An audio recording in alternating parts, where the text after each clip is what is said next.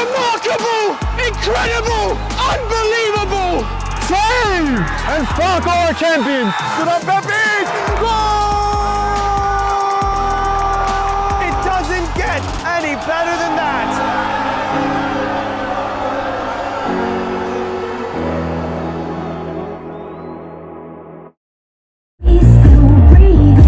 Two powerhouses with near-perfect records share a riveting confrontation with the regular season title hanging in the balance.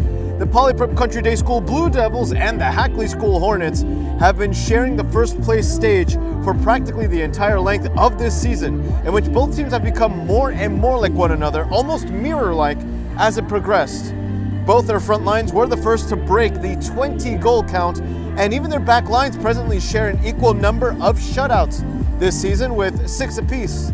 And that is despite Hackley's offense-first approach and Poly Prep's defense-first philosophy, especially during the earlier stages of the competition. Now, due to the fact that these two teams are tied on total points, and because neither got an outright favorable result in their last shared meeting, the Hornets have the advantage of the goal differential with respect to the leaderboard, of course, thanks to their cold-blooded offense that has overwhelmingly swarmed back lines to produce the best goal scored per match average in this competition. Nevertheless, the Blue Devils' gradual attacking improvement culminated in what is still the season record for the most goals scored in a single Ivy Prep fixture, with 8, which happened 2 match days ago, of course, with that 8-2 finale.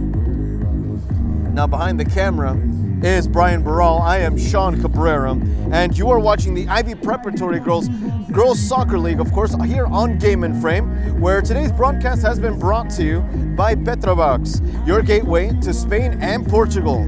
From unforgettable vacations to exclusive soccer group trips, Petrobox gets you closer to the action, the culture, and the biggest teams on the Iberian Peninsula. Visit petrobox.com, that is Petrabax.com, and start planning your dream trip today. As we could also go over the full roster, of course, for Poly Prep. With the number 1 on her back is Sienna in goal, of course. Bailey is the number 2 freshman. Junior Shelby wears the number 3. Abby, one of 4 co-captains in this squad, wears the number 4. Senior as well, may I add. Victoria, promising freshman, with the number 5. Charlotte Kay, senior as well, with the number 6. Bo, a box-to-box midfielder, practically a destructive tank, with the number 8, senior as well. Ruby, the sophomore, with the number 9. Harper R, the freshman, or as we like to call also the younger Harper. Again, the freshman with the number 10. Rose, junior, with the number 12. Lauren, senior, with the number 13. Sam, sophomore, with the number 14. Charlotte M, another sophomore, possesses the number 15 on the back of her jersey. Lillian, freshman, who was part of the squad in recent seasons, of course, was a part of it, in fact, while she was an 8th grader. Freshman now wears the number 16. Anna, one of the co-captains and one of the key figures in that back line. Anna with the number 17, senior as well, as we had mentioned. Speaking of backline seniors, Maeve, normally playing as a fullback, will wear the number 19. And of course, Decory, one of the latest additions here to the varsity squad for Poly Prep, with the number 21. Now, senior Harper, the number 24, a set-piece specialist, is also a part of the full roster. Leela, sophomore, with the number 26, has been part of the vanguard, especially in recent games as the starter, of course. And Katie, freshman, with the number 33. And all these young prospects, of course, coached by Tara Heatley.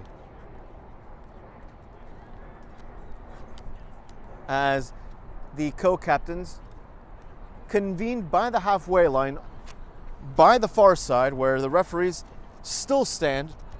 More and more bodies flock here to the Steinberg Athletic Complex, with kickoff time not too far away. But in the meanwhile, as we await the action and to get the ball rolling here, it's a relatively pleasant day here in Brooklyn, New York, 67 degrees Fahrenheit, with winds of up to 22 miles per hour. Again, that's gusts. We're expecting to see gusts of up to 22 miles per hour. Otherwise, the average wind speed today will be 13 miles per hour, and it would be blowing toward us for now. In other words, toward the south. Again, if you were seated right next to us, you'd probably feel it coming to your face rather than to your back.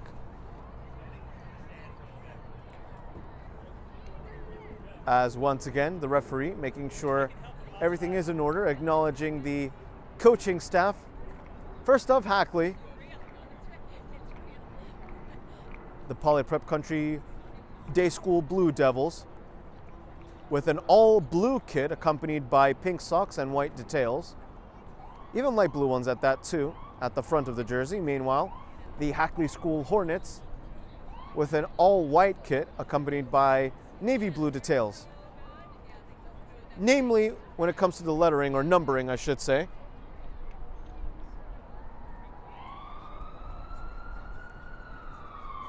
And this is arguably the most important match of the season for either team. In fact, it's arguably the most important match of the season in Ivy Prep soccer, period. There's been very little to separate these two. Technically, right now, as we had said on the leaderboard, a goal differential of about 5 separates Hackley from Poly Prep. But all it takes is one win. Poly Prep, a consistent name in the 2020s, always finishing amongst the top 2 essentially.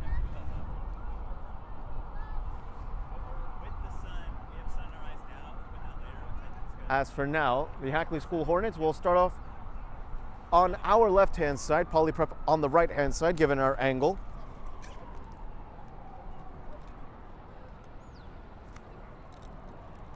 One more huddle from the starting 11 for the Blue Devils.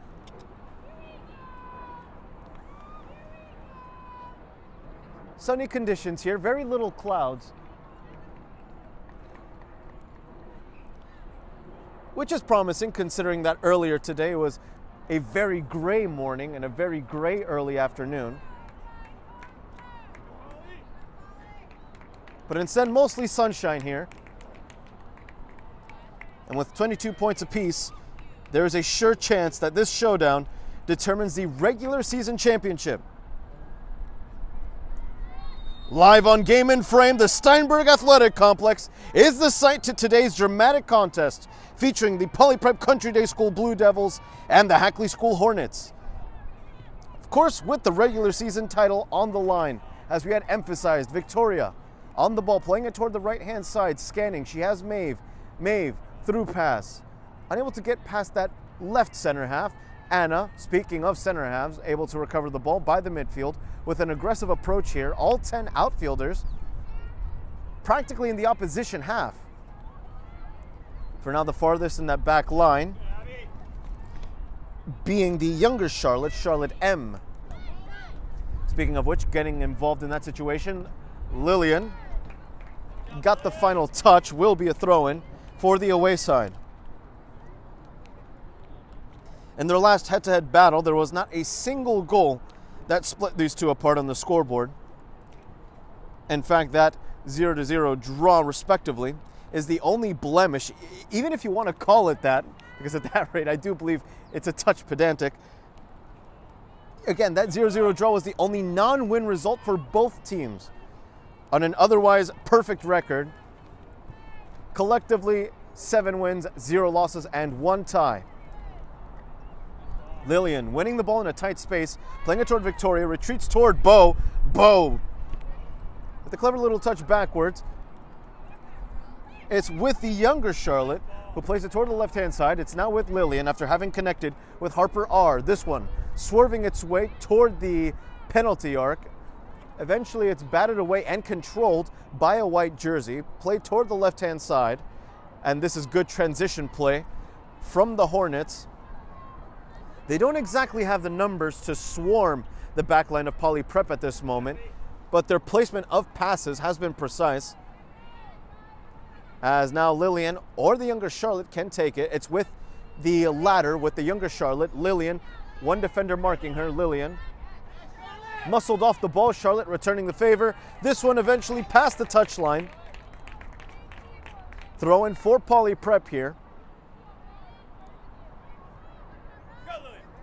Ricocheting toward Lillian. Lillian able to outpace one. Plays it centrally toward Victoria. Inside the box. Goal! Victoria finishes it. Goalkeeper got a touch. Too much power regardless. Playing it toward her was Lillian. Pinpointing the freshman forward. It's 1-0 for Poly Prep in practically 2.5 minutes. One of the fastest goals of the season for Poly Prep.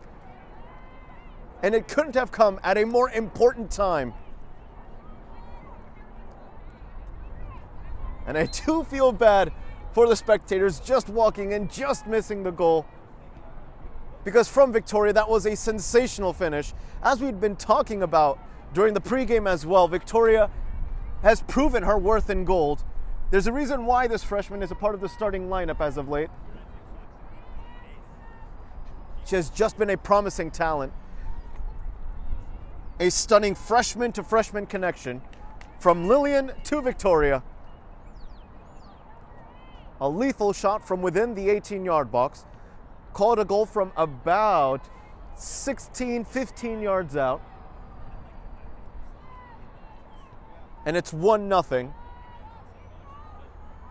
All it took was about 2.5 minutes.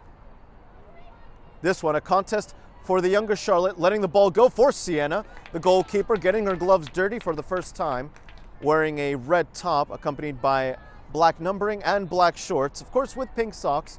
All the Poly Prep players wearing pink socks, of course for Breast Cancer Awareness Month here in the United States. The color, of course, being pink and worn notably in October. Abby with the simplest decision and clearing it toward the touchline, thrown to be taken by Hackley. Circa the 30-yard line, this one a throw-in now definitely in the attacking third. Let's remember, Hackley is the highest scoring team in the league. With that goal, Poly Prep has now scored 23 goals. Hackley still has 27 goals scored. Bow intercepting the ball in a favorable area. Harper R unable to connect with her target. This allows Charlotte M to take a breather with a throw-in. A decent attendance here in the Steinberg Athletic Complex. From both sides, really, from the away side and the home side. Both knowing the consequences and rewards from this match, what hangs in the balance. Victoria, goal scorer, connecting with Bo, who also happens to be making her way toward Bodwin at the end of her Poly Prep career. All the way up in Maine. Anna. Oh, that's a pinpointed pass, threading the needle toward the right flank. She has to keep it alive. She does. It just gets past her, however. That's Leela, who had to use her speed, and we have noted Leela really for her versatility on both ends of the ball, defensively and offensively. Decory, who's part of the starting lineup, unable to retain it, but she does mark her opponent well, chasing down, unable to get the challenge. She still hounds after that opponent. Maeve looking to help out as well, and it's very interesting to see how high up Maeve is. Normally a right back, Maeve almost playing like a defensive midfielder today. In fact, if I'm not mistaken, Poly Prep for a moment was sporting a 3-4-3 formation with the back line consisting of the younger Charlotte, of course, Charlotte M. On the left-hand side, Abby centrally and Anna toward the right-hand side. Maeve, however, does backtrack toward her right back role. On the ball is Lillian, responsible for the first assist. Lillian retreats back to the younger Charlotte. Pass just a little too strong. The right idea was there. Was just missing that execution.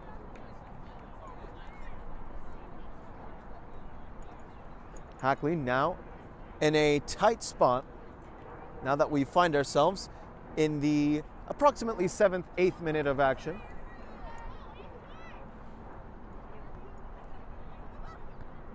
Intercepted by Victoria toward Harper R. Bo. Future Bodwin representative Maeve A right back gone midfielder. Playing it toward the right-hand side, Lila hoping to connect with Decory. Victoria looking to take away the ball, unable to do so.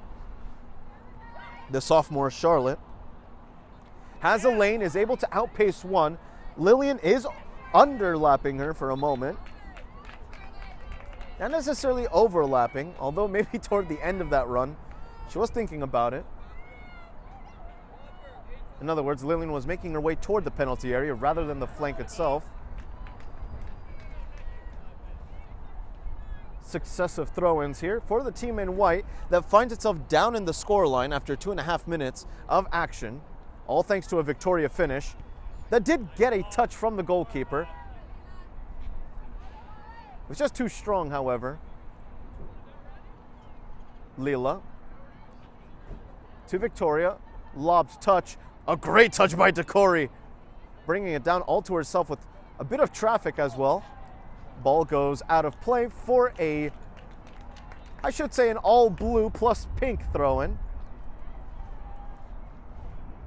The home side giving away the ball by the neutral third.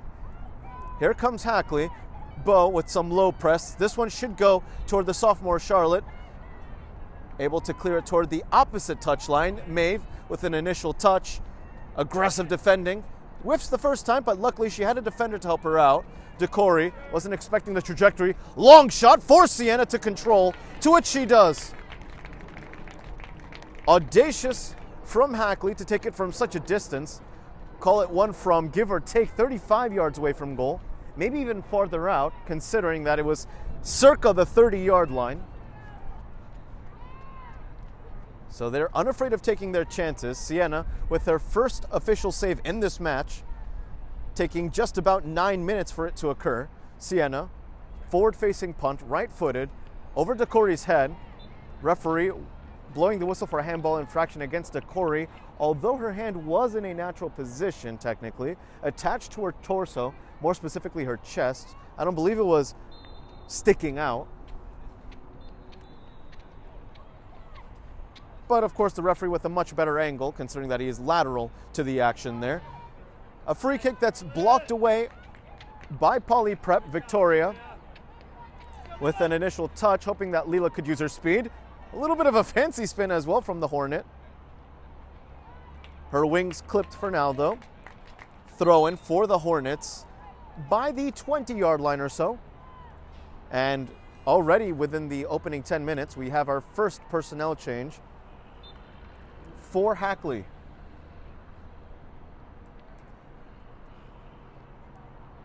And Poly Prep making history as well. Before this match, Hackley had the intention of not only getting all 3 points from this outing, but was hoping to also attain a 7th straight clean sheet. Poly Prep, of course, dashing those dreams in just 2.5 minutes.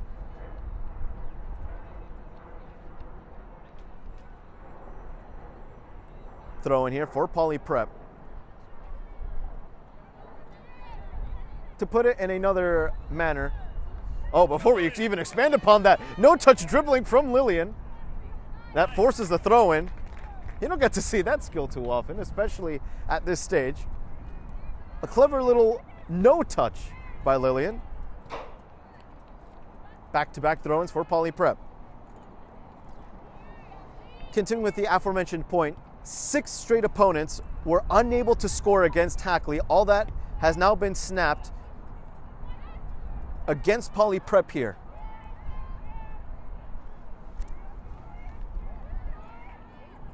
The streak started technically with Poly Prep and ended here with Poly Prep, so it's a bit poetic as the younger Charlotte M intercepting the pass.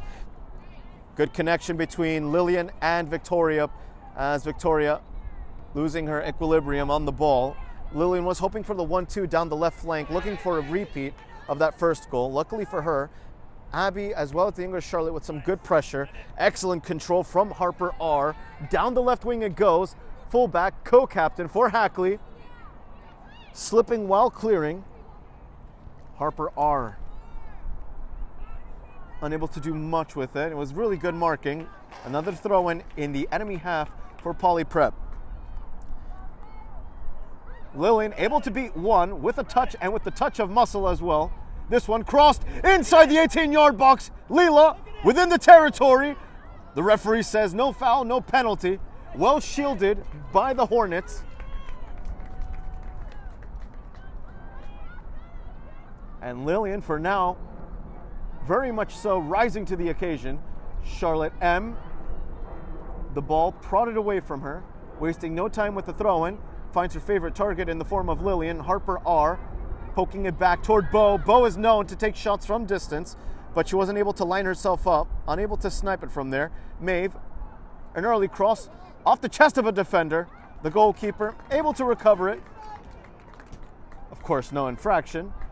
Goalkeeper as well as co-captain, may I add, and an all-green kit, accompanied by gray and black details. Charlotte M. That's a good pass. Very calm, albeit a tad risky, but she had it under control. And speaking of lovely passes with a touch of risk, it was Anna who found Victoria centrally. Lillian on the left-hand side, back to Harper R.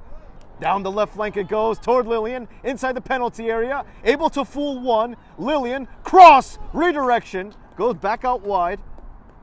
And this one goes out for a throw-in.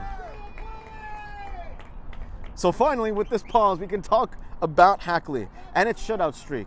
Again, it was that scoreless stalemate versus Polyprep that started the clean sheet streak, because from there on it had a 1-0 win versus Riverdale, a 6-0 win versus Fieldston, a second consecutive 6-0 result versus Horace Mann, a 3-0 win versus Dalton, and most recently a 5-0 win versus Trinity. This ball going coast to coast as now Abby has to steer it down the touchline. A little bit risky. She had Anna as a passing option, instead wanted to place it forward. She also had Sienna to perhaps clear it out.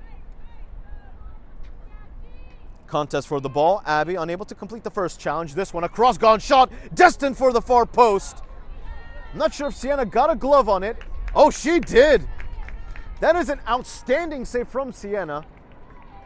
The referee signaling for a corner kick, so at the end, it is a second official save for the Polyprep number 1. No phantom statistic there. That is a great save from Sienna, who may be required here for a second time within a minute span. This one, an in-swinging corner kick, one-armed raised, toward the near post it goes, ultimately back post. It went over everybody's head, and it connected with Abby's right shin first before she clears it out. Sienna should be able to recover it, to which she does.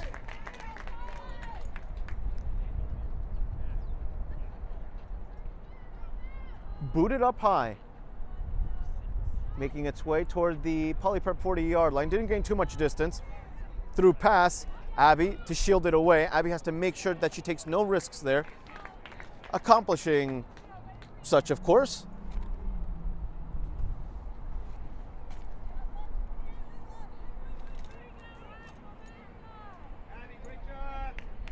This one a throw-in for the away side now that a quarter hour has gone by.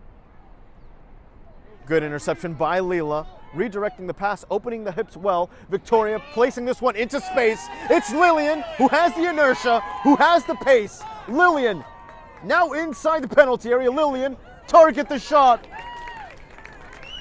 9 out of 10 times, that would have been 2-0. Victoria unable to redirect it on goal. Hackley with a stroke of luck there,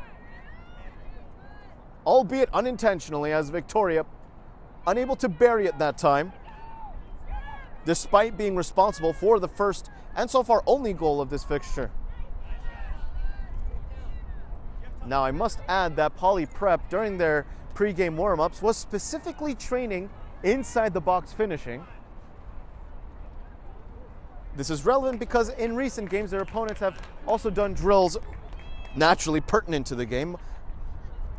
For example, Horace Mann was practicing shots from outside the 18-yard box, or at least both saving and taking shots, I should say, from outside the penalty area rather than within. And although they were shut out by Polyprep, it was still something that was seen. In fact, their first shot on target, if I'm not mistaken, in that match, did happen from beyond a range of 18 yards.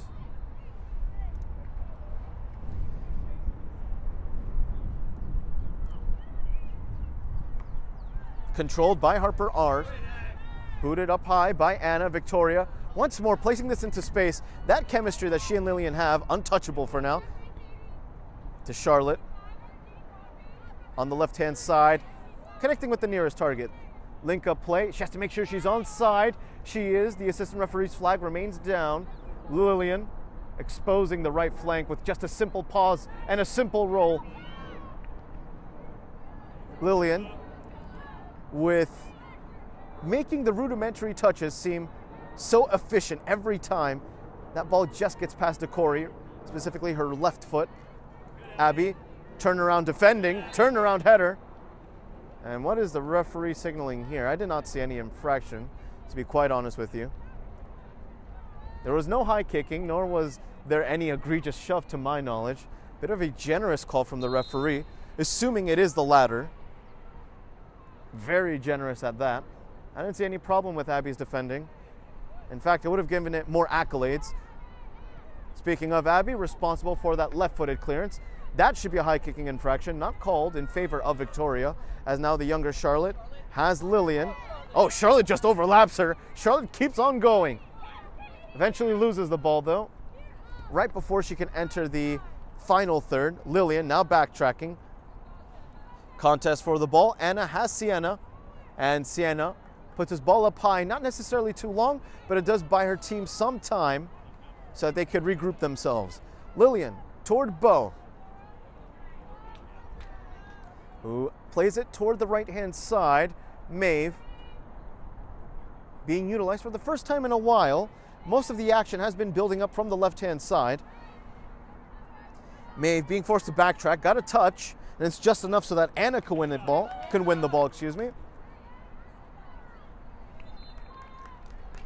Throw in for Hackley. Substitution as well for Hackley.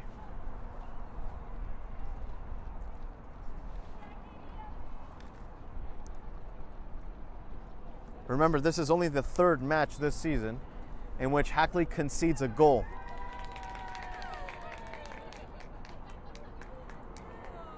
Bo's clearance blocked immediately.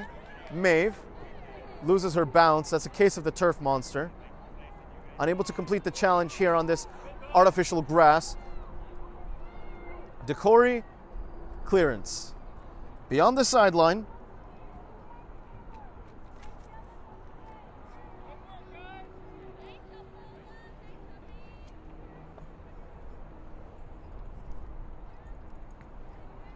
Anna toward Victoria. Victoria with one marking her, now two, has it taken away.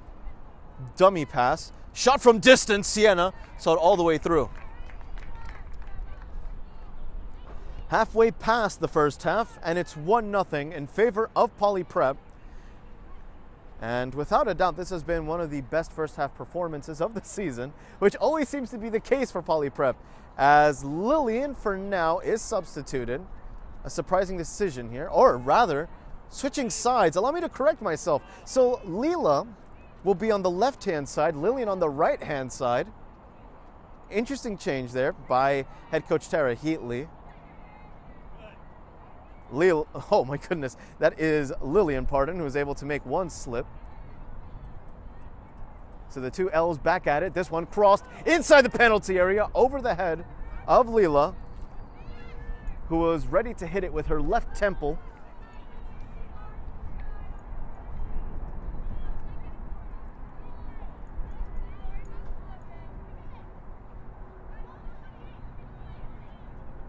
Eventually launched off the shoulder of Bo. Another throw in here.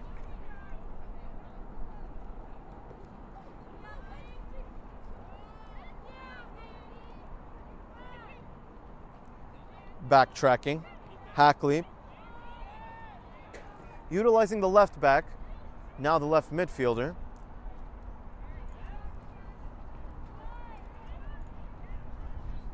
Sporting a 4-3-3 formation, however, when they do have the momentum, you will see every now and then a 4-2-4-like shape.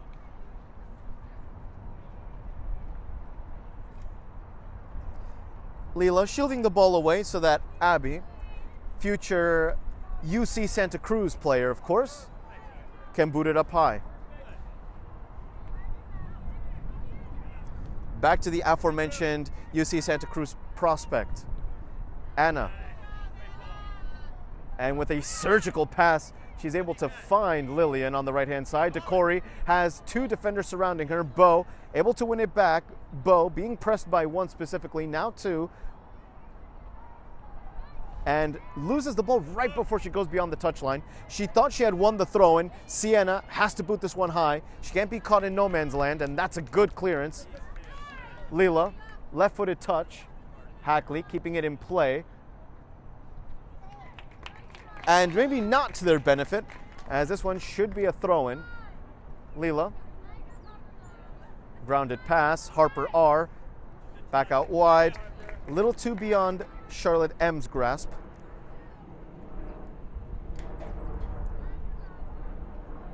And it's already that point of the year. Practically 90% of the spectators here wearing a sweater, if not a jacket. Only seeing maybe 2 or 3 here in the stands with just a t-shirt. But the action just starting to heat up here as Charlotte, fooled by 2. Bo with some aggressive man-to-man marking. Anna utilizing that left hip to defend. Good interception by Charlotte M. Leela. Again, this is where you start to realize the tactics, the benefits, and the costs. Right now, the cost of it is that we know that Lillian and Charlotte M have an unbreakable chemistry on that left flank. They know, just non-verbally, as to what happens when there's a loose ball. However, this is the benefit of it. When you have Lillian chasing it down, applying pressure on the opposite side, just to gauge the weaknesses. Again, future studying, or rather in-game studying. And this is the third change for Hackley. 0 for now for Poly Prep.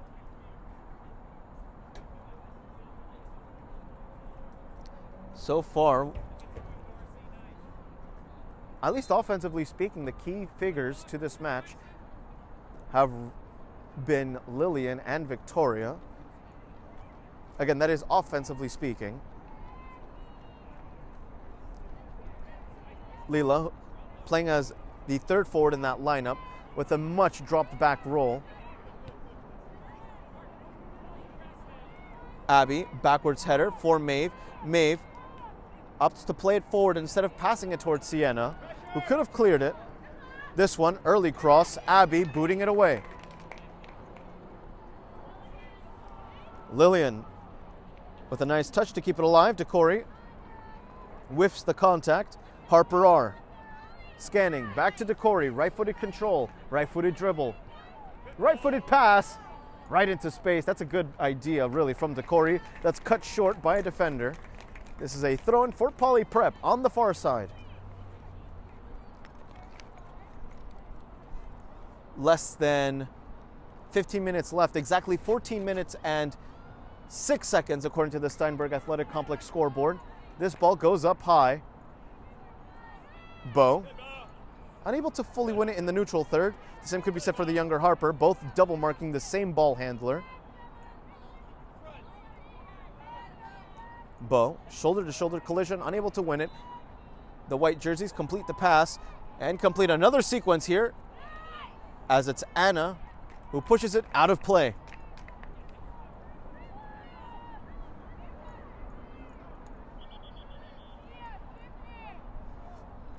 The Hornets with two shots on target, both of which, if I'm not mistaken, occurring from outside the penalty area. One of them from about 35 yards out. The other one, really a cross-gone shot that required a Sienna top hand. It was very close, much more than the cameras would indicate. She had to bat it away with the fingertips of her right hand. Good dribble, good cross. Unfortunately, nobody there to finish it. Maybe with one more Blue Devil within the penalty area, could have been a 2-0 result here with less than 13 minutes left before the halftime whistle. Unfortunately for them, not the case. The green goalkeeper taking the set piece, only finding the head of Leela. Bo unable to intercept. The same cannot be said for Decore, who finds Victoria in a central space. This one played toward the right-hand side. Lillian opting not to accelerate, but instead forced the throw in, catching her breath.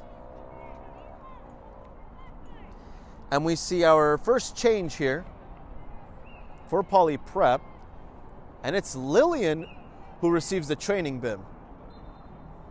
So she'll be, for now, off the field. Bailey, another freshman, of course, playing on the left-hand side. Back on the right-hand side is Leela. It's important to note that the goal-scoring chances so far have been generated by Lillian. Bailey, utilizing her knee. Victoria, unable to fully control. Maeve, in a really high spot. Maeve, not too long ago, last week more specifically, was able to find a shot from outside the 18-yard box that made its way into the back of the net.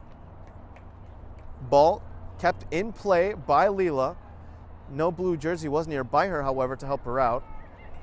Decore, guarding the space, not necessarily the player, which is more than fine, especially when you have this sort of advantage. That is advantage in numbers in the middle third, may I add. Only one goal splits these two. Bailey, a strong right foot. Back-to-back strong right-footed tackles. Winning both duels in convincing fashion. Decore, ball slips past the center half and into the gloves of the goalkeeper it goes. She can roll this one out. Instead, she opts to punt it, and it's a decent punt, receiving some aid from the winds, which, if you were right next to us, would be blowing into your left ear at this moment.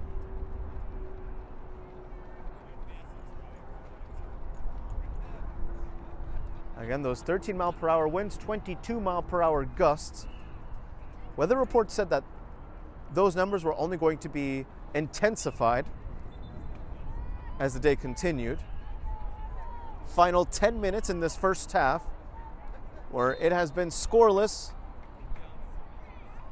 since the 2.5-minute marked goal by Victoria, assisted by Lillian.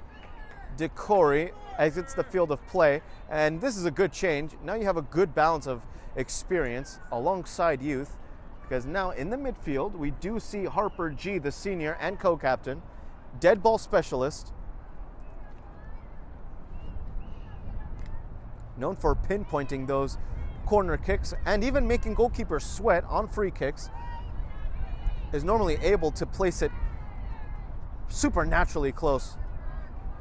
So you have, again, experience in the midfield, as you have Bo and Harper. In fact, both Harpers in the midfield.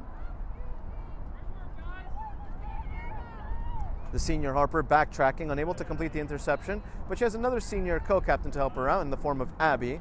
Back to the elder Harper. Leela with a shoulder drop, unable to successfully accelerate her way into that empty space on the right-hand side. Abby has to be careful. She has one marking. This could be a breakaway. Hackley, dangerous chance, really. Abby took her chances. The younger Charlotte taking a sigh of relief before continuing the counter-attacking press here. Back to Bailey, thanks to the younger Harper's efforts.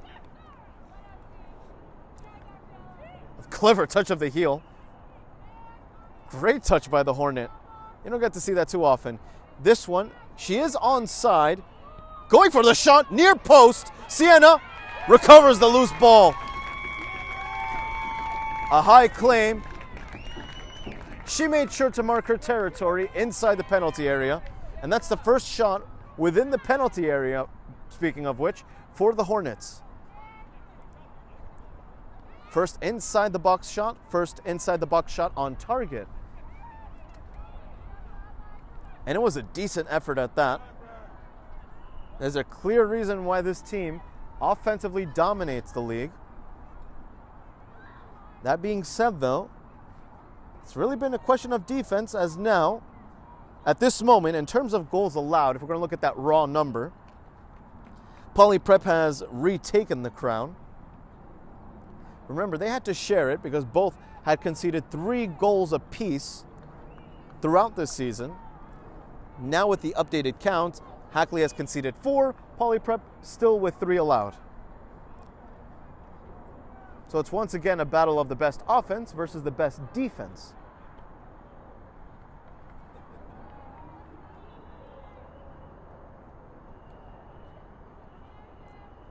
And as we had mentioned in the pregame, these two teams almost mirror images of each other. Hackley may have that offense-first philosophy, but remember, before this game, they had 6 straight clean sheets. So there was clearly an improvement in defense. And that's putting it lightly. Meanwhile, the Poly Prep Blue Devils, despite having an always solid defense, were never really too used to games that had seen a separation of 3 or more goals until the midway point here. Sienna exiting. Abby with the clearance. Communication vital there. As for now, it's just a throw-in. So just to summarize, Hackley, an offense-first team that has learned to defend well. Poly Prep, a defense-first team that has learned to attack very well. Bailey, that's a good boot. Encountering a solid defensive header. Just past Harper R, I believe. Yes, that is the number 10. Charlotte M, the sophomore. Left-footed pass, still finds her target in the form of Bailey. So technically a successful dribble and pass. This one toward Bo. Bo making a defender slip without even touching the ball.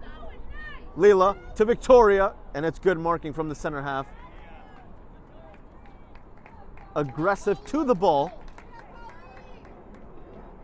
There perhaps, now Victoria of course is a freshman, but with time you'll learn to attack to the ball rather than let the ball attack to you, if that makes sense. In other words, you have to get the ball first. You can't let the ball always get to you, especially in the central portions of the 18-yard box. That's what allowed the Hornet to clear the ball in the first place. Bo drawing the infraction exactly at the 20-yard line. So if the ball is placed right there, you do want somebody like Harper G to take it. But instead it goes to Anna. The referee pushes it back a yard. It really should have been placed about the 20-yard line. Really giving the Hornets a bit of space. Admittedly just 1 yard, but that could affect the trajectory with the winds. So mark this a 31-yard free kick. Anna almost placing that one on target too. It was intended for somebody like Victoria to knock it home. Abby with space and time finds Charlotte M. Charlotte M decelerates back to Bailey, who replaced Lillian, of course, in this first half. Final 4 minutes and counting. Leela, turnaround, good dribble. Has to retreat. The elder Harper returning the ball toward Leela. Maeve unable to keep it alive. It was a strong right-footed touch, and it's a throw-in for Hackley with 3 minutes and 45 seconds left in this first half.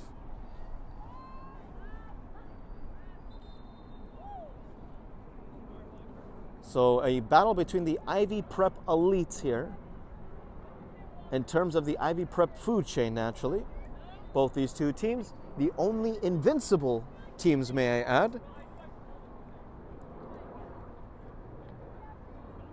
who have been back and forth, always watching each other's results, always keeping a keen eye on those fixtures. hoping for one day that its opponent slips. Of course, that hasn't been the case, hence why this is such a climactic showdown. Sienna off the back of the head of Harper G. Classy and efficient in that pass backwards, utilizing the noggin. Charlotte M. blocking the ball, I believe, with a piece of the elbow, but it was attached to the torso. Charlotte M. toward Bailey. Back-to-back throw-ins for Poly Prep. 2.5 minutes left.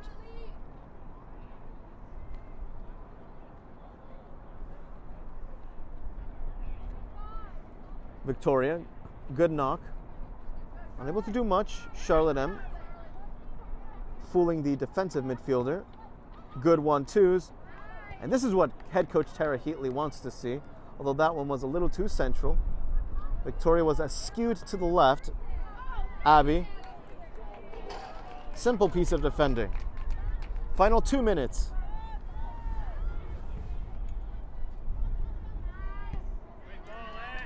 Anna, last seen taking that free kick from 31 yards out that was making its way on target. It was blocked away by a defender. Bo stops, pauses, has one defender tracking her specifically. Leela passing it all the way back. Nobody racing to the ball, and that's a giveaway, really. A needless giveaway in favor of Hackley, who takes the throw-in. Through pass, Abby. Man-to-man marking. Devil to Hornet marking. Bo. And as we had discussed in earlier portions this season, it is incredibly difficult in recent years, in the 2020s, or if you even want to go back to 2019 onward, but that still proves the point. In the 2020s, it's been incredibly hard to get a win here in the Steinberg Athletic Complex. Poly Prep possessing one of the best win rates in the Ivy Prep, at home that is. That doesn't mean there haven't occurred, or there hasn't, I should say, occurred upsets. Any upset, I should say. But it is extraordinarily difficult. Abby telegraphing that pass, but she can afford the mistake. There is only 20 seconds left in this first half. Bailey shielding the ball. Bailey doing her job. Blocking that pass with her left shin guard, more specifically. Final 5 seconds here in this first half. Before the buzzer goes off, all that Anna needs to do is boot it away. And she does so with the knee. And it's a solid performance from the Poly Prep Blue Devils, finding the lead with their first chance and holding on to it ever since, even producing some opportunities of their own. However, for them, another 40 minutes has to occur for what could be a massive collection of 3 points, the most vital win this season. So again, after the first 40 minutes, the scoreline is Poly Prep 1, Hackley 0. Now do stay with us as we present messages from our sponsors, halftime analysis, and naturally, the second half. You are watching the Ivy Prep Soccer League on Game in Frame. From soccer fields across the USA to the legendary stadiums of Spain and Portugal, for 40 years, Petrobax has been the go-to expert for group travel to Spain and Portugal. We organize soccer group trips from start to finish, flights, hotels, transportation, and guided tours, all perfectly coordinated by our experienced team. Your trip can include attending La Liga and Portuguese Primeira Liga games, matches against local teams, pro training sessions, and even tournaments. As true experts in Spain and Portugal, we'll ensure you also experience the rich history, vibrant culture, and incredible food these countries are famous for. Celebrating 40 years of crafting unforgettable journeys to Spain and Portugal. Petrobax, your team, your passion, your trip to Spain and Portugal starts here. My name is Austin Brummett. I'm a men's soccer player at San Diego State University, and I play forward. The Salt Air Case helps block odor from my cleats when I'm driving in my car or when I'm keeping my cleats inside my house, so I don't have to worry about it stinking up my room. It helps me keep track of my cleats and my shin guards, so I know that they're together, and I don't have to worry about tracking them down or losing them or stressing out about where they are. I would definitely rock this, walking to the games, walking around to my trainings. And it's super helpful for travel. When I travel in the airport to go to away games, it's not going to stink up my backpack or stink up the plane where I'm sitting. Magnetic strip on the top is super easy to open to take my cleats out and to put my cleats back in. I think it's an essential part of my outfit for soccer, and it helps keep all my stuff organized and stink-free.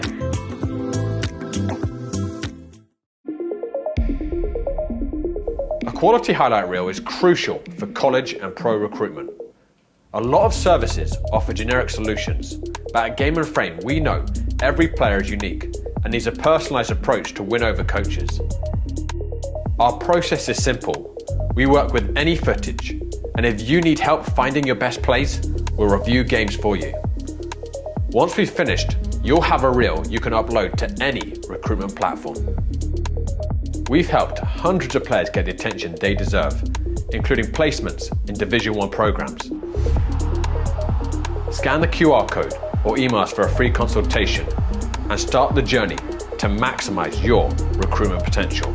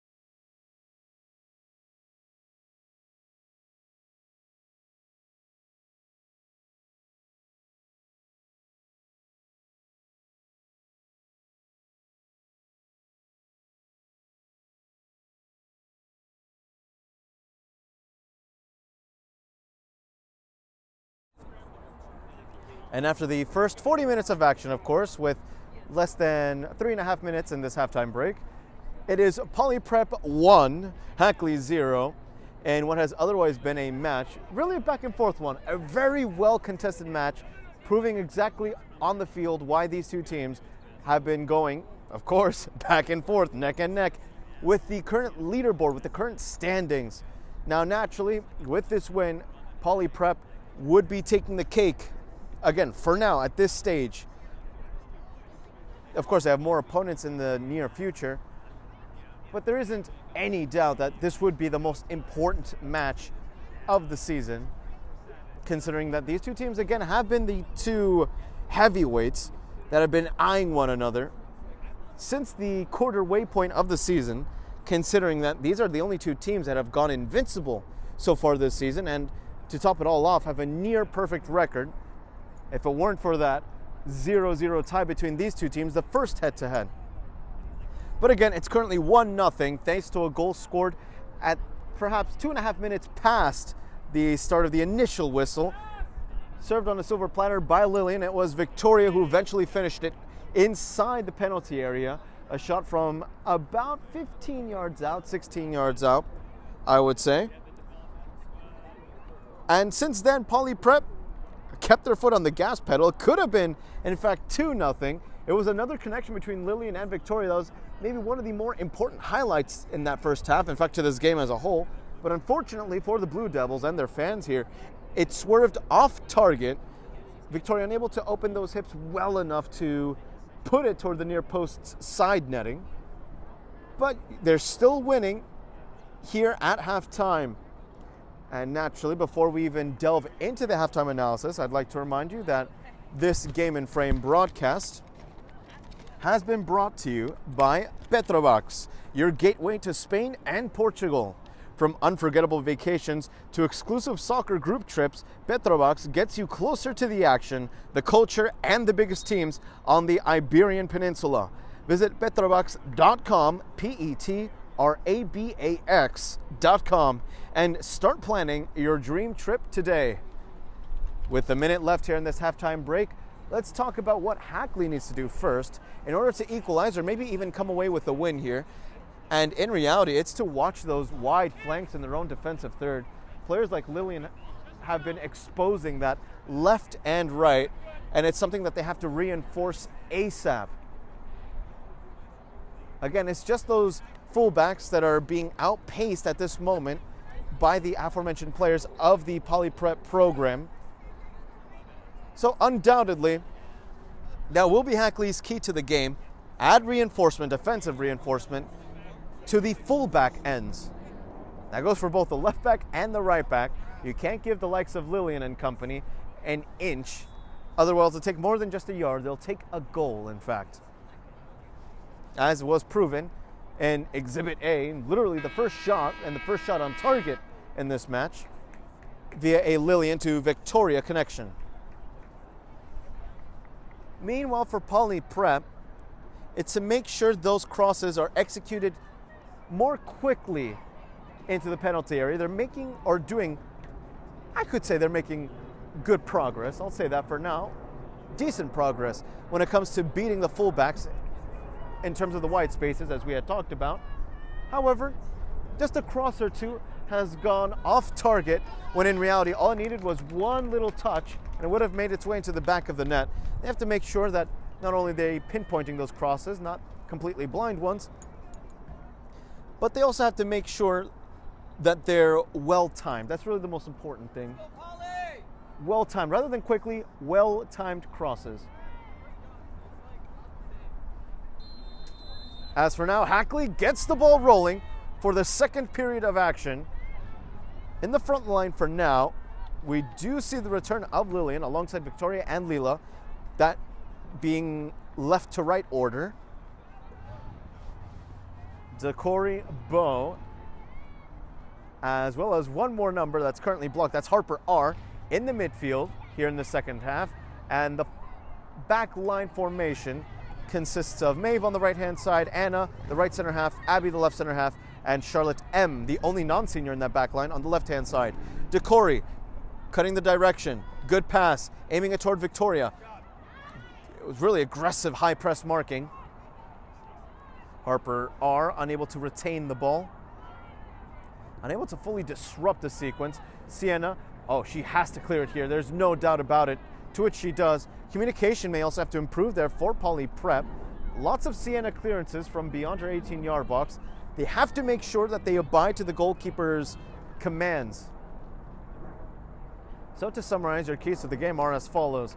For the Hackley School Hornets, it's to safeguard those wide flanks in their own defensive third to stop the crosses before they even happen. Meanwhile, for Poly Prep, it's to continue attacking with those crosses, but just to make sure to time them a little bit better so that they don't go wide and out of play in vain. Additionally, this is a defensive key to the game for Poly Prep, considering it has the 1-0 advantage.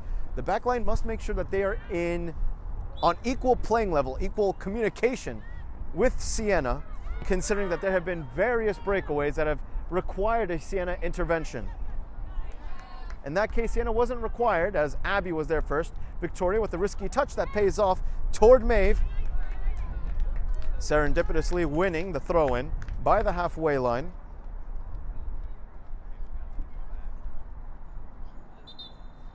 Maeve being told to take the throw-in by the 45-yard line of the opposition. DeCory would have been the nearest option, instead goes to Victoria, who had the right idea, not the right execution. It was a little too high, that ball.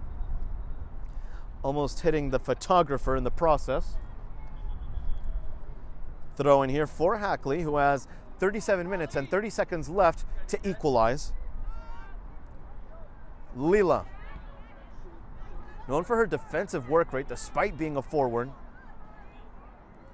This ball making its way into the defensive third toward those wide flanks. Remember where Hackley is most exposed at this moment. Victoria blocking the ball with her torso. DeCory unable to swerve it away from her target. A good touch from the Hackley midfielder. Really good dribbling, very calm. Charlotte M with a header that goes high, not too long, but does just enough to stall the opponent. As now the younger Harper backtracking, Abby disrupting the cross. It would have been a distribution effort. Of course, from that right-hand side, here comes Lillian to outpace one again. Remember, those flanks have been consistently exposed. This is a good cross. This one toward Lila, plays it back. Here comes Bo along the ground. And unfortunately for the Poly Prep Blue Devils, there was not enough power behind it. Bo opting for placement. Still a good idea between Lillian, and even better observation from Lila, knowing that she didn't have time to open her hips well enough, so she dropped it backwards toward Bo, who has the propensity of taking shots from distance. Oh, here comes Lillian again. She just doesn't stop. Lillian has her shot blocked. That should be, well, I thought it was a corner kick, but it ricochets last off Lillian's left cleat. So it's a goal kick.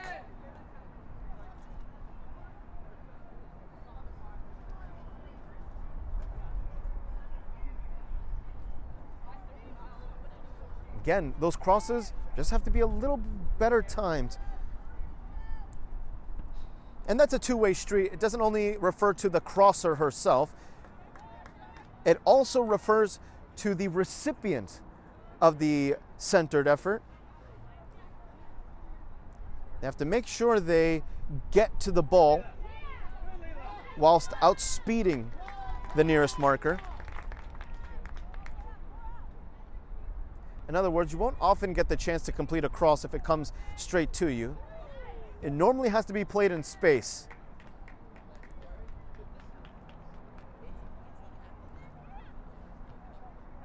This one for Victoria. Victoria toward Lillian, who was unable to get a decent hook on it. Harper R now in possession on the left-hand side, where Poly Prep has really loved to attack so far in this game. Charlotte M with a nice little touch. Harper with two defenders, able to outsmart both. Cross, not enough power, however. DeCory keeping up the press. Bo has space. Bo pushing it inward. can go for it, and it's maybe one touch too many as she's shoved off the ball eventually. The Bodwin prospect now being labeled as the sinner, having fouled her opponent. Again, just quicker decisions, better time decisions. That's all that's missing for Poly Prep for that 2-0 scoreline. But it should be solved now whilst you have the advantage. That's what most coaches would tell you. As this one toward Harper R makes its way back to Lillian on the left-hand side, who really has been dancing and prancing her way toward that left flank. This one played centrally toward Bo. Can go for a shot, plays out wide. Leela had 2 defenders marking her, practically a third one on the way. This one played up high. Anna, this is good marking by Anna, making sure that she's not committing to the challenge, but instead trying to cut down the space. That's what you want to do as a defender. You don't want to face your opponents head on, quite literally face to face. You want to be slightly slanted, 1 foot back while backtracking. It's elementary defending that's really well done by Anna at the end. Very well executed by the Poly Prep number 17, knowing that she had a 2-on-1 situation on her right flank, forcing the attacker into a decision, not falling for the bait. There's a time and place to do it, however. That's a big asterisk. But again, Anna with the right decision. Decory receiving, first touch intended for Maeve. Maeve not on the same page.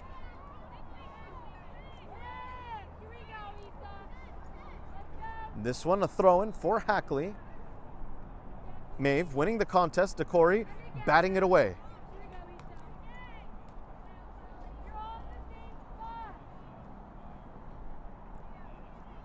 Launched, Decory intercepting with the torso.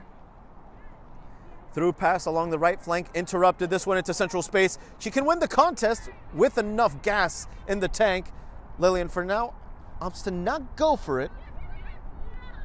Waiting for the cavalry to arrive really. Bo towards Charlotte M, who was able to make her way past one. All it required was one big push. However, that ball goes out of play. And certainly this would be one of those games where a fan would be eyeing the scoreboard left and right just for the clock itself. It's nail biting, but that's what makes a good game. When you know the stakes and they're massive. This one threading the needle. Victoria intending to link up with Leela. It goes out of play. Great idea by Victoria. Not just a finisher, she says. Also a creator.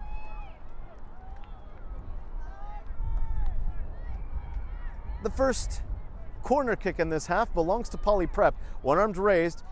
It's Harper R who takes it. Right-footed. Going up high. Connects with the head. Maybe connects with the second touch. Decory was just a nanosecond late. Into the gloves of the goalkeeper it had gone. It was inside, bouncing. Of course, the 6-yard box.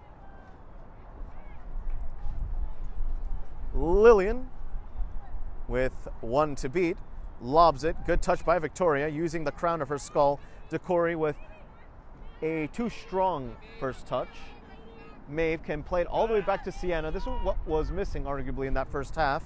I'm glad to see Sienna taking those gambles, taking those risks. Signs of a good goalkeeper. As a goalkeeping apologist myself, of course.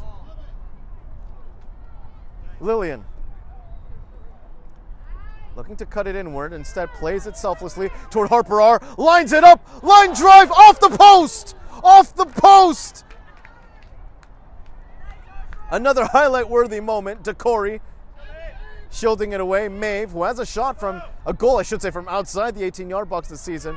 Bo, and it was too obvious for her marker. She knew exactly what she wanted to do. Bo was looking for one of her signature cutaways. And this one is a through pass that had way too much juice behind it. And that is a replayable moment if I have seen one. Of Of course, you always have that option here on Game and Frame. You're home for grassroots soccer to do so with our on-demand features. But when you look at how Harper R sent that shot, destined for the bottom corner, only for it to be denied by the woodwork, it's something fascinating to say the least. Lillian making her way past two. Lillian inside, tackle, clean according to the referee. That's a big time challenge.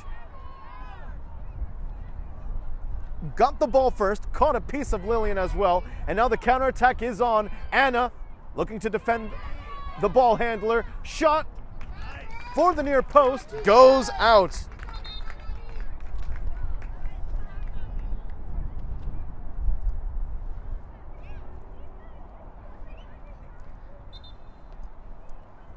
Lillian just has been ruthless on the left wing.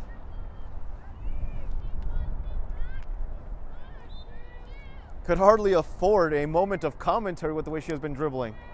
Of course, a good problem from my end. Shows that the action is alive and well. Bo. Toward Harper R. Leela. Ball just a little bit behind, but does just enough. Here comes Bo. Good passes between those two. Victoria wins back the ball as it slips past the center half. Lillian, maybe the last person you want on the ball if you're a Hackley Hornet. Victoria, back to Bo. Strong touch, shot blocked, and eventually cleared up high. Charlotte M was in a conservative position. Anna playing it out wide toward Lillian. The freshman asking for the through pass. The defensive co-captain for Hackley eventually interfering.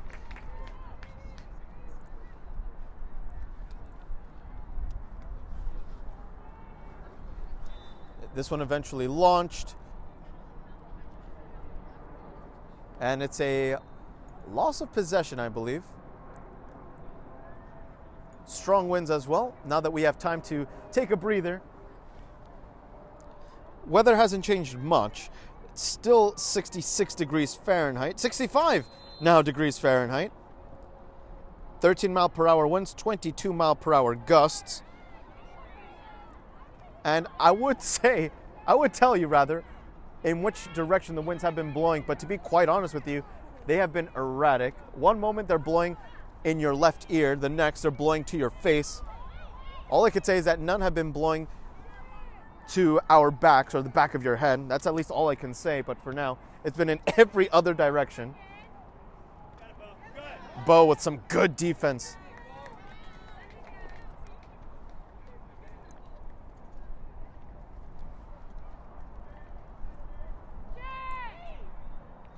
Launched Bo once more, getting the final touch. Back-to-back throw-ins off Bo. All good defensive displays. It's a number 8 on number 8 battle here as she opts to guard the space, allowing Harper R to get her defensive work in. Through pass. Cleared up by Charlotte M, although I'm surprised she didn't tell Sienna to come and collect it.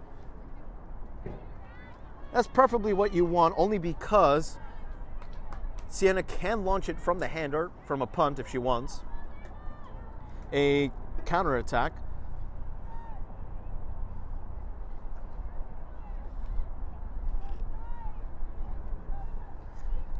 A little over 25 minutes left here in this windy Wednesday affair.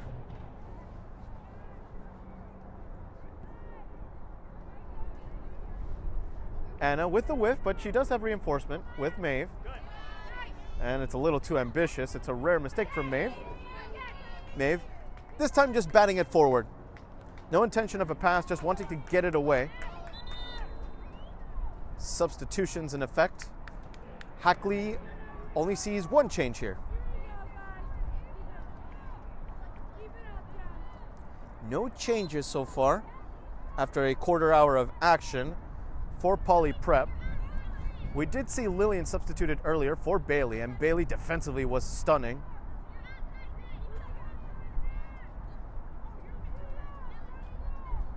Looking for the throw in, Hackley. DeCory. That's good work. All while being grappled as well.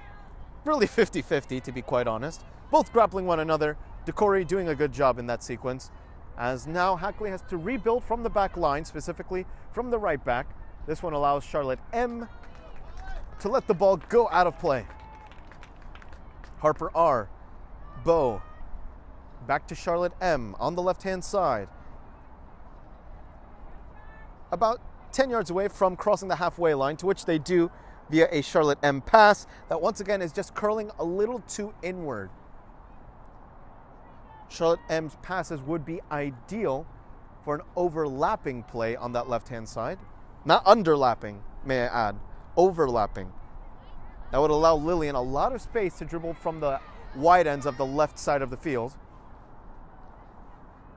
And I believe she's on the same page, it's just it's curling a little too much inward. Good turnaround from Harper R as Lillian won the ball. This one to Bow. Bow. DeCory. Outpaces one, Victoria. Part of that practically freshman front line. It really is a freshman front line now that I think about it. Leela being the only excuse, perhaps, or exception, I should say. Victoria, freshman, playing as the center forward. Lillian, the left winger, both freshmen, both involved in that first goal. And Leela, sophomore on the right wing. This one connects with Victoria! Saved by the goalkeeper! Once again, those two freshmen, always lethal, and it's a good save by the Hackley netminder, getting 2 palms to it. Oh, Victoria was daydreaming about a brace, and I don't blame her. That's a good effort with decent elevation. DeCory inside the 6-yard box. Corner kick to be taken off the head, off target. Poly Prep still with the 1-0 lead, and so close to a 2-goal lead. Certainly one of the better saves in this competition. Something that the goalkeeper can give herself a huge pat on the back on.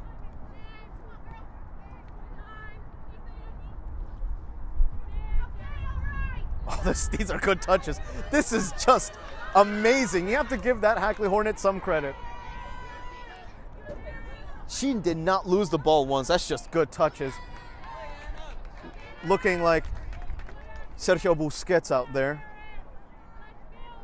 The legendary ex-Barcelona center defensive midfielder. Arguably the best in that role ever, may I add. Of course, playing now with Inter Miami in Major League Soccer. Now, that being said, he did announce that he was going to retire at the end of this season. An illustrious career for the Spaniard.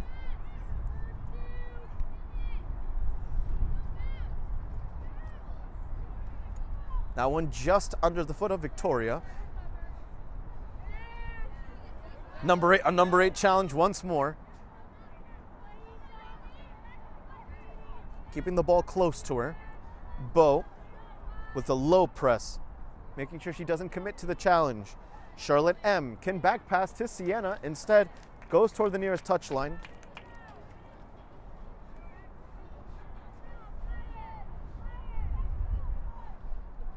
Again, I am a little surprised that they don't trust Sienna's clearances more, considering that she has displayed more often than not, of course, a great sense of competence with the ball at her feet. Especially with those tight spaces, you do want somebody to clear it up, and those clearances can turn into Route 1 balls. Sienna has done that already this season, being responsible for some of those plays, most notably, if memory serves me correctly, in that 8-2 victory between Poly Prep and Fieldston.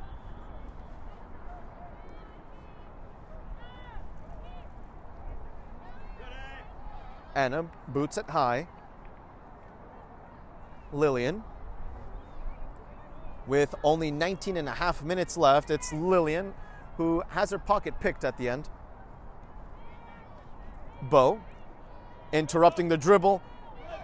And she's the bigger number 8 in that scenario.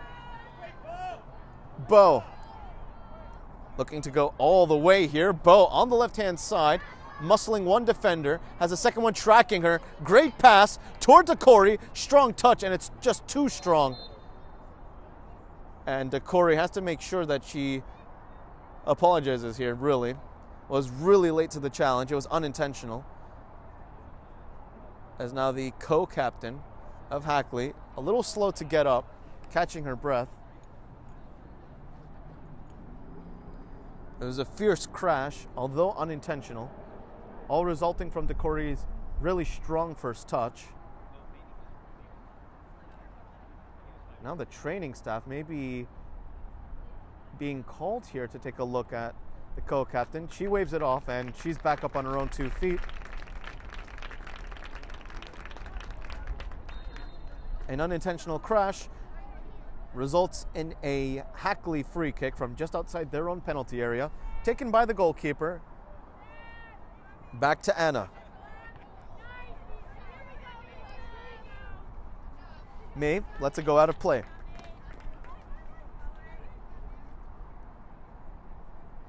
Poly Prep needs to look for that second goal, an insurance goal. Otherwise, they're going to have to really focus on time management. But you never really want to do that. That's more of a desperate call more than anything else. This is a game that Poly Prep deserves its second goal. When you play or focus your play on the clock, it doesn't really produce the best mindset. It almost goes hand in hand with that psychology of, oh, before we even expand upon that, Victoria! That was from way downtown, about 40 yards out. Victoria with yet another shot on target, that one bouncing off the hand of Bo.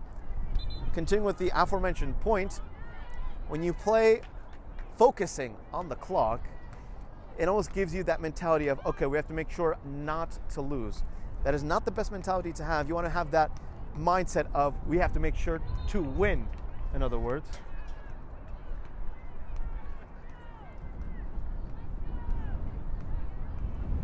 It's always best to look for those positives rather than those quote-unquote negative sentences, to avoid sentences that say not, and instead focus on the do verb, of course. Stuff that you would learn in sports psychology. Arguably, one of my favorite courses at Cornell in the meanwhile. This one, foul against Poly Prep. Free kick to be taken around the 40-yard line, maybe a little bit farther up. Call it the 41-yard line of the Hackley half. So far, an early goal is all that separates these two.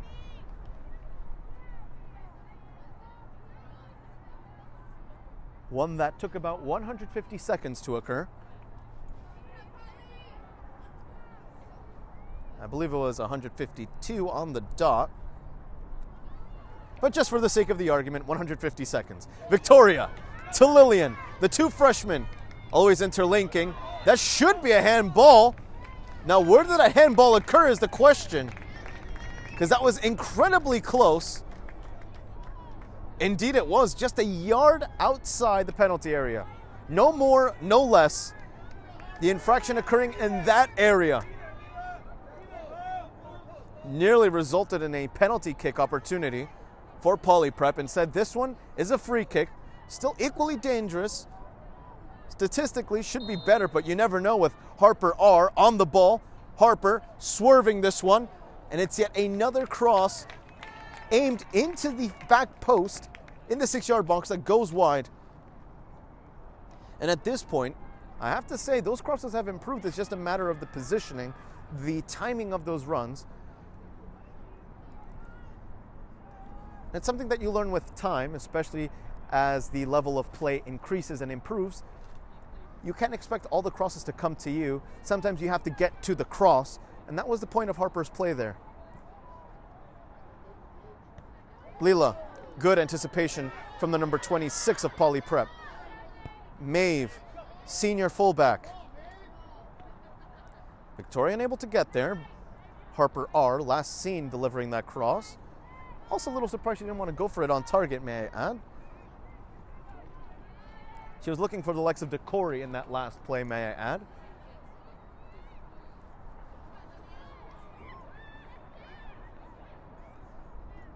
Back play. This one toward Bo. Final quarter hour left. That is in regulation time.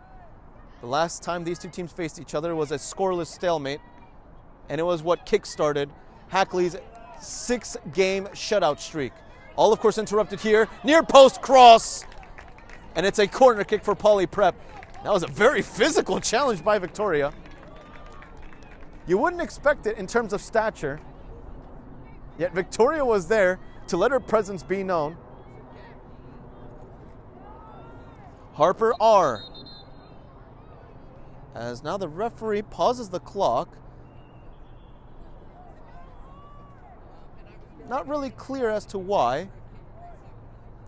He's not necessarily scolding anybody.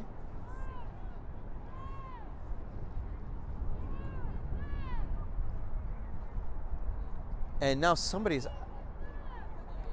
asking for a substitution. And there is a player who's kneeling, so there is a substitution in effect. A very weird sequence. It's the co-captain, last seen being shoved by Victoria, who exits the field of play. She was desperately asking for a substitution. The referee obliged. At the end, it's good arbitration. So Decory once more inside the 6-yard box. She has to make sure that she attacks the ball if she manages to receive it. This one off the head, second chance, Victoria! Goal!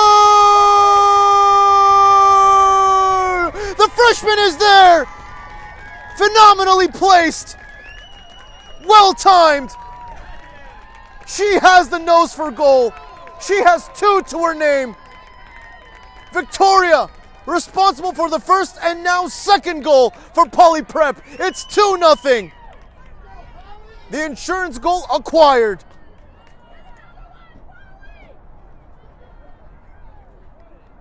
And that's what happens when you attack the ball rather than expect the ball to come to you.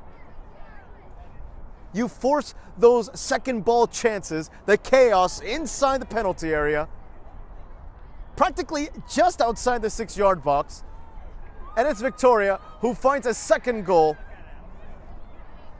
More specifically, a second goal inside the penalty area. Her shot weaving its way through traffic all along the ground. Because may I add, she had quite a number of legs to beat with that shot.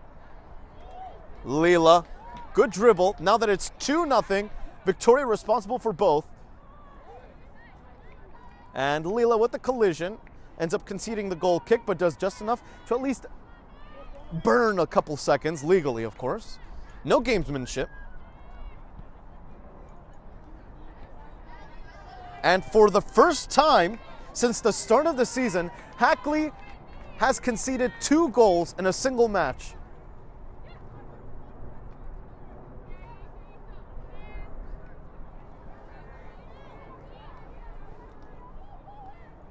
Time here running out for Hackley.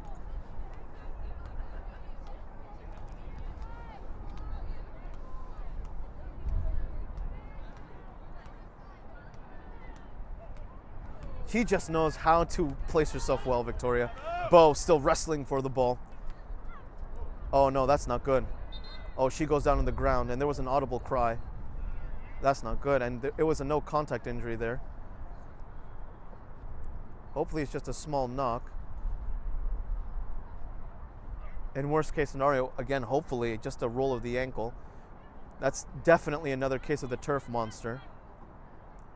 As now the training staff is being asked to take a look at Bo, and that's a huge loss, assuming that she can't continue, which you would certainly hope is not the case at any level.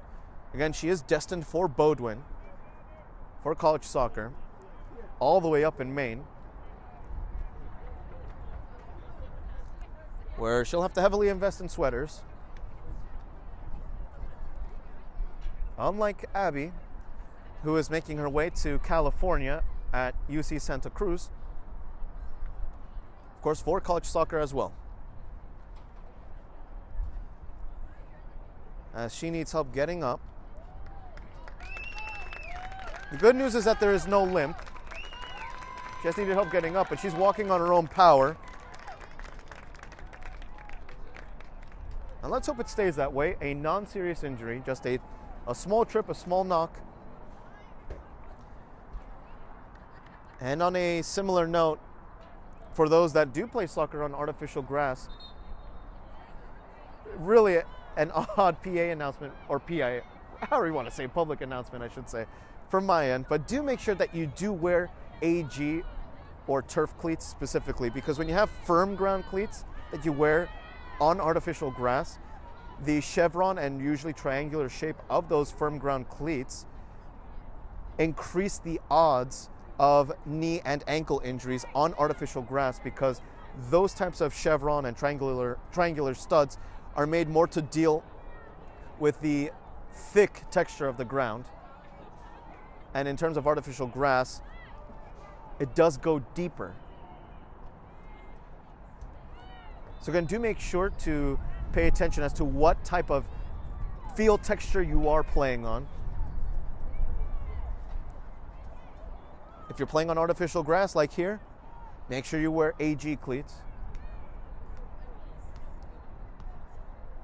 If you're playing on a grassy field, again, natural grass, then firm ground cleats are your way to go. As this one should be a set piece for Hackley from exactly 36 yards away from goal. Right-footed into the air, has the height, maybe not the distance, however, as this one kicked away by Charlotte M. Poly Prep just 10.5 minutes away from its most important win of the season.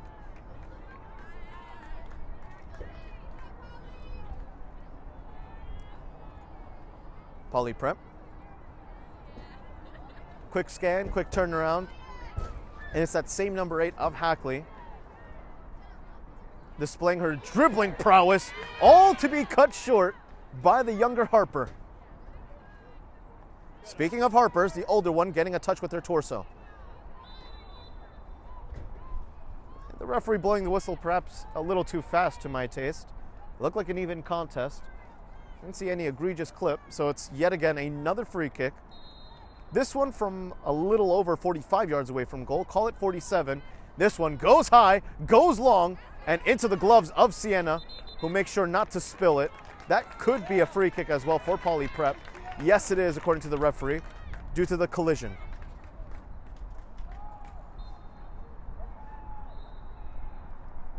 Lobbed. That's smooth. Oh, it was aimed for Maeve.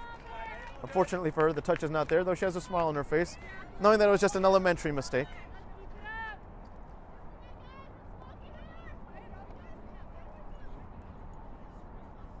Sienna, throughout the seasons, has greatly improved in terms of ball handling when it's at her feet.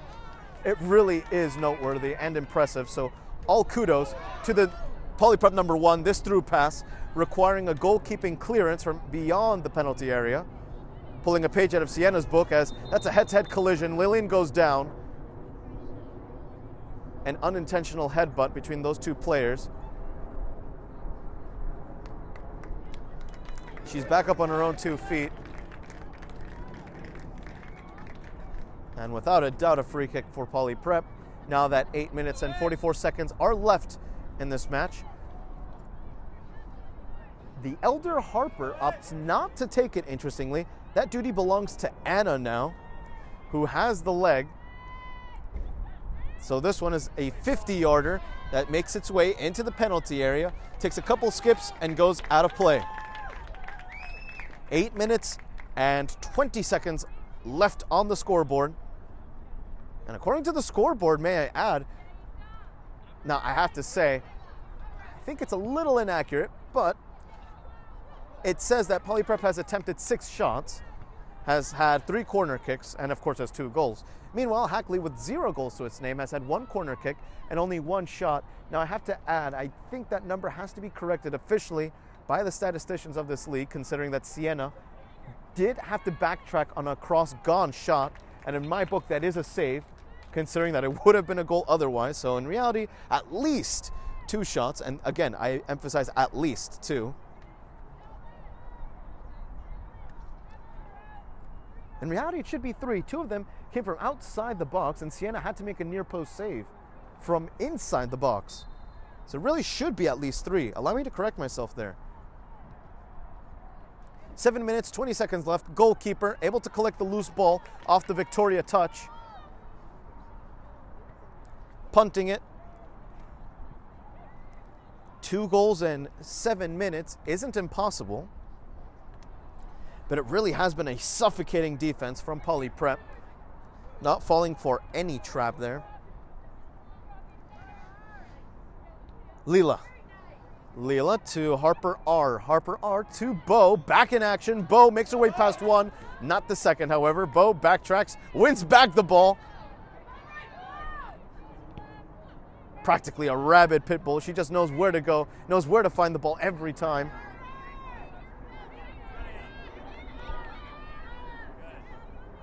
Anna.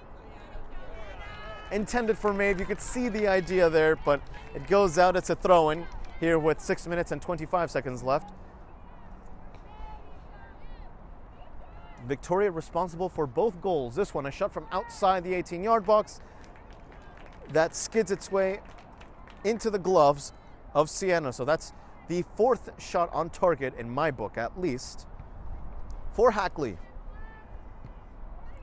Leela with a good first touch, who was hoping to turn it into a pass intended for Harper R. Not the case here, as now we're seeing a 4-4-2 shape from Poly Prep. A good classic shape that allows for some versatility, but most importantly for balance, especially with the defensive side of the ball being so important in these final 5.5 minutes.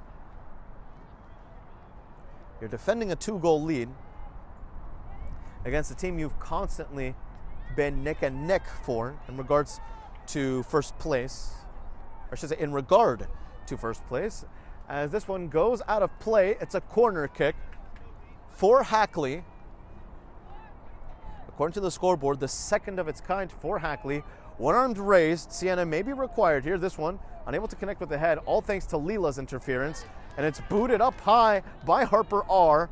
Not the best touch there. Victoria can get herself a hat trick if she gets the pressure on successfully. Victoria still chasing the ball.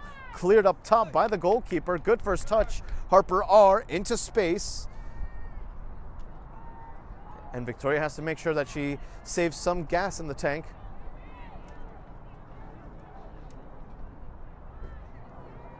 Harper, the elder Harper, to Bo. So the 2 seniors link up. In fact, the 2 co-captains link up. Booted up high. 4 minutes and 20 seconds left.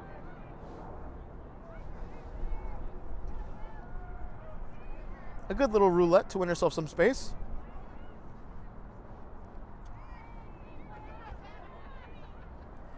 As the sun slowly begins to set here in Brooklyn, New York, 63 degrees Fahrenheit. 63 degrees Fahrenheit. The winds continue to be the same, however. With less than 4 minutes left, here comes Hackley, looking for the corner kick perhaps. Instead, it's a cross that makes its way toward Anna, who clears it laterally. Connects as well with a friendly blue jersey. Harper R. Victoria has to time her run. She's the intended recipient. Too much space and too much power. The elder Harper with a follow-up opportunity. Victoria, again, only being marked by 1. At this point, Hackley has to be ultra aggressive in terms of offense. And that's a giveaway. All for Lillian, who retrieves the ball. Harper, another long shot specialist. We saw it in that 8-2 win. Speaking of long shots, this one into the gloves of the goalkeeper. No spill. That was the younger Harper attempting from outside the penalty area. So according to the scoreboard, the 7th shot attempted by Poly Prep. It's all down to Anna now, who lets it go out of play.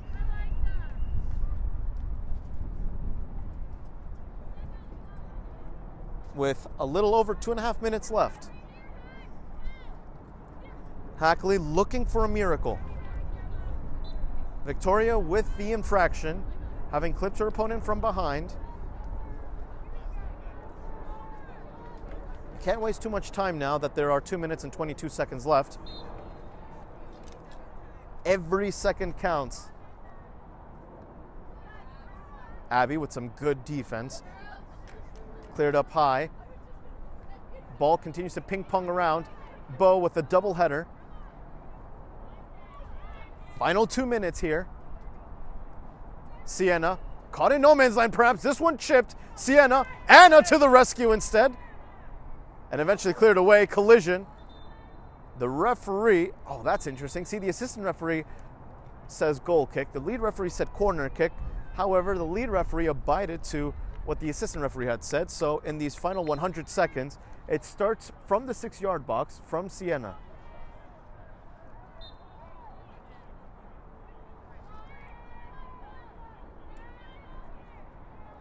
And I know we talked about how that 8-2 performance is arguably the best of the season in terms of an overall performance, but when you really take the context into account, this perhaps it may sit atop in terms of the performance mountain for Poly Prep now that there are 70 seconds left, less. In fact, 65 seconds left. Leela back to Harper, the elder one. Harper looking to curl it toward the near post, goes out of play, goal kick, final minute here.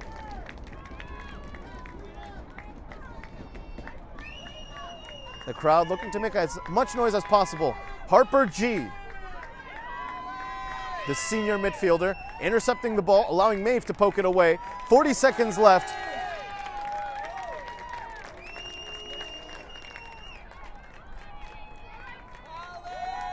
Poly Prep, 30 seconds away from 3 big points.